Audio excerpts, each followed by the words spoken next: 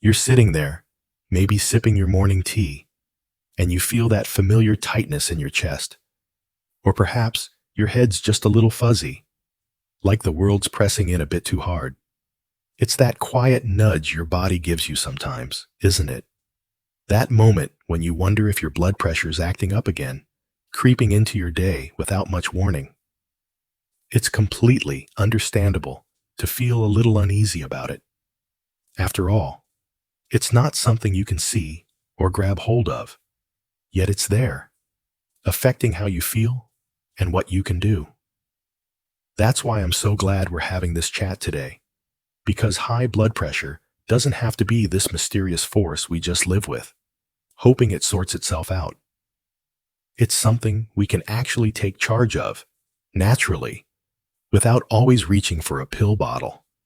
And for us, especially as we're enjoying these years past 60, that feels pretty empowering, doesn't it? There's so much we can do to ease that pressure, literally, and keep our hearts and bodies humming along happily. Over the next little while together, we'll explore simple, practical ways to bring that blood pressure down. Looking at things like moving our bodies a bit more, eating in ways that feel good and doable, and even finding some calm amidst the storm of daily life. These aren't big, overwhelming changes. They're steps that fit into our routines, respecting where we're at with energy or aches and pains. Let's start with something we've all heard before, but maybe haven't thought about in a while. Getting active. I know. Some days, the idea of exercise feels like a young person's game, especially if your knees creak or your back's been chatting with you more than usual. But here's the beauty of it. It's not about running marathons or lifting heavy weights unless that's your thing. It's about giving your heart a chance to get stronger so it doesn't have to work so hard pushing blood through those arteries. Picture this. My neighbor Bill, he's 68 now, and a couple of years back, he was feeling that same heaviness. Doctor told him his blood pressure was sneaking up. He wasn't keen on medication, so he started walking to the mailbox every day, then around the block. Nothing fancy, just 20 or 30 minutes with his little dog tagging along. Over a few months, he dropped a few points on that blood pressure reading, and he swears he feels lighter, not just in his step, but in his spirit too. So how do we make this work for you? You don't need a gym membership or fancy gear. Aim for about 150 minutes a week of something gentle, like strolling through the neighborhood, maybe waving to a friend or two. That's just 30 minutes, 5 days a week. If walking's not your speed, try some chair exercises, lifting your legs or arms while you're watching TV. Even a little dance in the kitchen to your favorite song counts. The key is to keep it steady and fun. Maybe invite a pal along so it's social too. It's something many of us find as we get older, isn't it? We don't need to push too hard. We just need to move enough to let our hearts know we're still in the game. Building on that idea, let's talk about weight. Oh, I can almost hear the collective sigh. It's a tricky one, especially when the scale seems stubborn, or we're not as spry as we once were. But here's the good news. Even a little shift can make a big difference to your blood pressure. Carrying extra weight, especially around the middle, puts a strain on your heart. It's like asking it to pump harder through a crowded room. I think of my friend Clara, who's 72. She wasn't looking to fit into her old prom dress or anything dramatic. She just noticed her pants were getting snug, and her doctor mentioned her blood pressure was up. So, she started small, swapped her afternoon cookies for an apple, and took those walks with Bill sometimes. She lost about 10 pounds over a year, not a race, just a gentle change, and her blood pressure eased down nicely. Plus, she says her knees thank her every day. How do you start? You don't have to overhaul everything. Maybe cut back on something rich, like that extra butter on your toast, and add in a piece of fruit instead. Focus on that belly area if you can, since that's where it seems to matter most. Even 5 or 10 pounds off can open up your arteries a bit, letting blood flow easier. It's not about being perfect. It's about feeling better, step by step. And Clara's proof. You don't need to turn your life upside down to see a change. And this ties right into what we eat every day, doesn't it? Food's such a big part of our lives. Those family dinners, the comfort of a warm bowl of soup on a chilly day. But as we get older, it's worth taking a closer look at how our meals can either lift us up or weigh us down, especially when it comes to blood pressure. There's this approach called the DASH diet that's been a game changer for so many folks. It's not about deprivation. It's more like inviting in the good stuff. Fresh vegetables, fruits, whole grains, maybe some fish or chicken, while dialing back on the salt and heavy fats. I think of my friend Marjorie, 66, who loved her creamy sauces and salty snacks. When her doctor flagged her blood pressure, she wasn't thrilled about changing. But she started small, added a side of steamed carrots to her plate, swapped her chips for a handful of walnuts. She still enjoys her treats now and then, but she's amazed at how much better she feels. Her pressure's down, and she's got more energy for her garden. So how do you ease into this? You don't have to overhaul your kitchen overnight. Maybe try one meal a day with extra veggies. Toss some peppers into your eggs, or pile lettuce on your sandwich. Pick up an apple or some berries instead of a cookie for a snack. They're sweet and kind to your wallet too. If you're like me and love flavor, skip the salt shaker and sprinkle on some herbs. Basil or rosemary can make a plain dish sing. It's completely understandable to feel a little unsure about shifting what you've always loved to eat. But this is about adding in what helps you feel good, not taking away the joy. You might find it's a nice way to keep your heart happy and still savor your favorites. Of course, alongside what we're eating, there's this little troublemaker called sodium that sneaks into so much of our food. It's not just about shaking salt onto your fries. It's hiding in that can of soup, the frozen dinner, even the bread you toasted this morning. Too much sodium tells your body to hang on to water, and that pushes your blood pressure up like a balloon filling too fast. But here's the flip side. Potassium, which you get from things like bananas or spinach, helps your kidneys sweep that sodium out the door. My buddy Tom, he's 69, used to live on those quick microwave meals. Convenient, sure, but loaded with salt. His blood pressure was creeping up, and he felt bloated all the time. His wife got him eating a baked sweet potato a few times a week and swapped his deli ham for fresh turkey. Took a month or so, but he dropped a few points on that blood pressure cuff, and he swears he's not puffing as much going up the stairs. How do you make this work for you? Try keeping sodium under 1,500 milligrams a day. It sounds like a lot, but it adds up fast. Peek at labels next time you're at the store. You'll be surprised where it hides.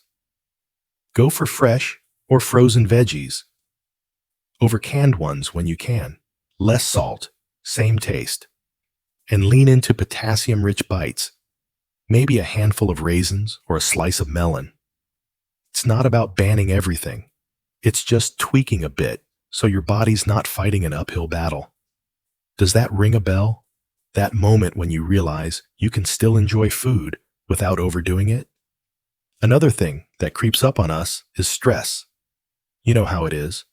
Whether it's fretting over a doctor's appointment or just keeping the house running smoothly.